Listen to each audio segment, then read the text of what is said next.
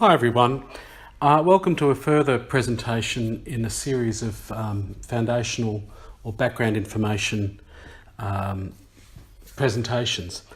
As usual, I acknowledge the Wurundjeri people of the Kulin Nations, their leaders in both past and present, the traditional custodians of the land upon which La Trobe University is situated. This is part of a wider presentation that I give elsewhere, but the objectives of this particular session is an appreciation of the complexity of the Australian healthcare system and a solid basis for when we explore issues in relation to the resources required for the maintenance, management and operation of our health system. Now, some definitions might be helpful.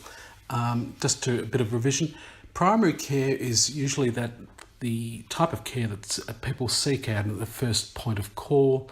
And the definition or the outcome should be effective diagnosis and an effective treatment pathway.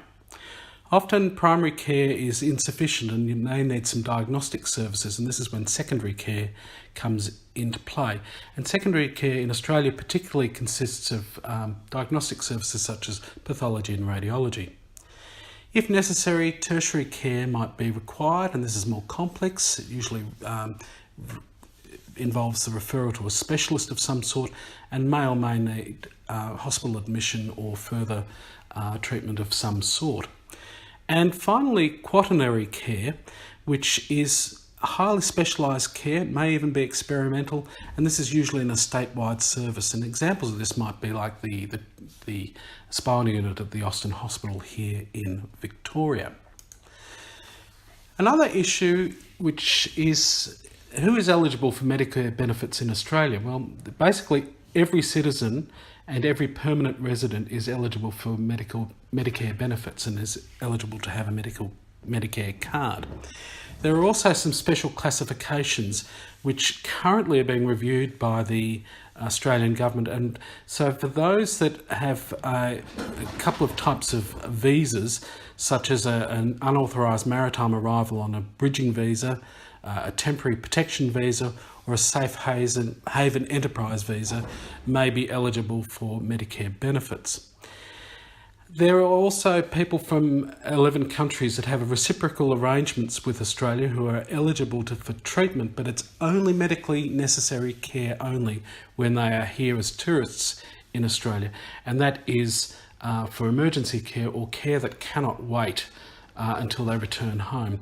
And the countries that we currently have reciprocal arrangements with are Belgium, Ireland, Finland, Italy, Malta, the Netherlands, Norway, Slovenia, Sweden and the United Kingdom.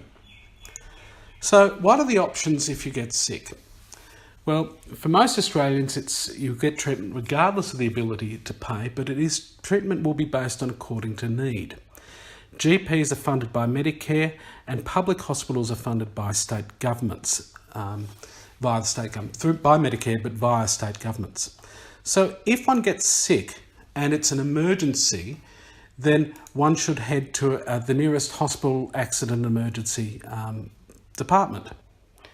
One of the traps is if you require ambulance. Now, Medicare does not cover ambulance costs, but some states will provide free ambulance services, others not. Victoria does not.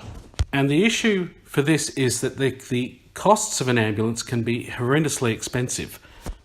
Now, if your health issue is not an emergency, then Australians are expected to visit a GP, whether a GP in their private practice or a GP in a community health centre. Now, if you visit a GP, there are scheduled fees that are determined by Medicare, and the GP may charge more than the scheduled fee, and if so, the patient has to pay the difference. Now, there are a range of consultations, but the standard consultation is usually about up to 20 minutes, and that's designated as item 23. At the moment, the Medicare scheduled fee is about $37.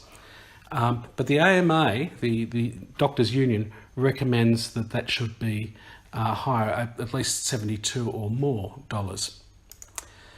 Now, generally speaking, what may come out of this from a visit to the GP is if you require medications, and these are also subsidised by the pharmaceutical system or benefit system. You need to visit a retail pharmacy for those, and the patient will pay a set amount for the scheduled drugs. Now, the maximum charge for a drug that's listed on the PBS at present is $38 per prescription. If you are a concession card holder, pardon me, the most you will pay at the moment is $6.20 per prescription, regardless of the actual cost of the drug.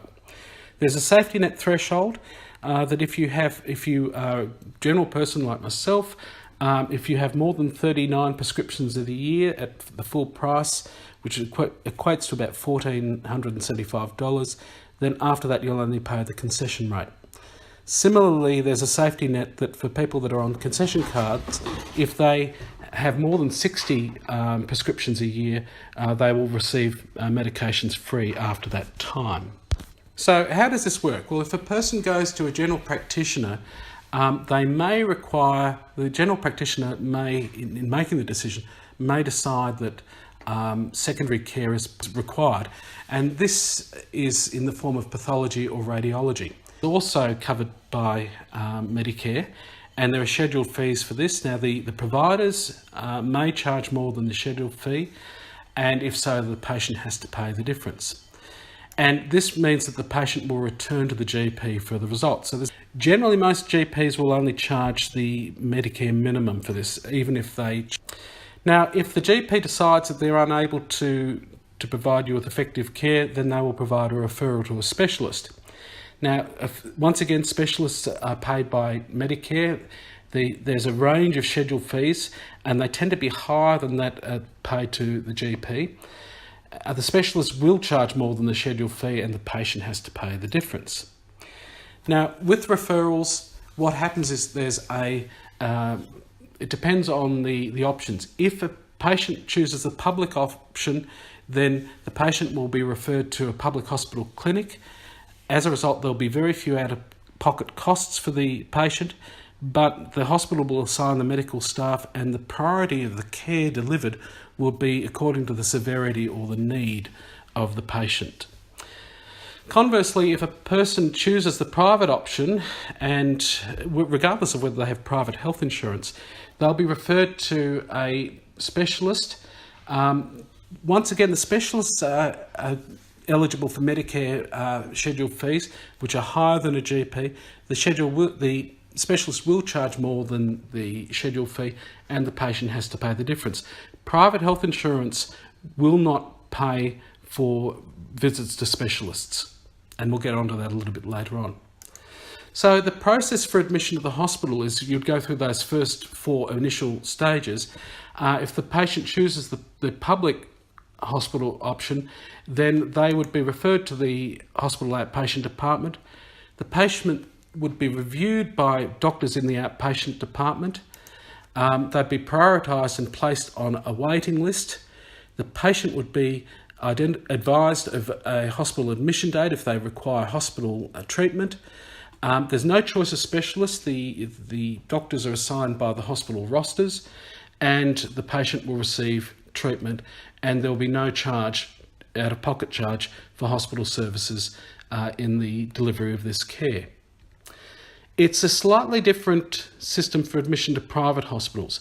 The first 4 steps are the same in as much as the patient has private health insurance and they chooses to go the private route. I recommend a range of specialists for the patient to choose. The patient will then contact the specialist with the GP's referral letter, and the patient will go on the specialist's waiting list. The patient will meet with the specialist and be reviewed and care options determined. And if hospital admission is required, the specialist will provide the patient with the choices of private hospitals that they have right of use at, or they had admission rights at, and a scheduled admission date. The patient will then be admitted to the private hospital on that date. They'll receive the treatment. And here's the difference. The specialist will be paid both by Medicare and out-of-pocket expenses, and the private hospital is paid for by private health insurance, or if you don't have private health insurance, the patient will pay the entire amount, including as out-of-pocket expenses.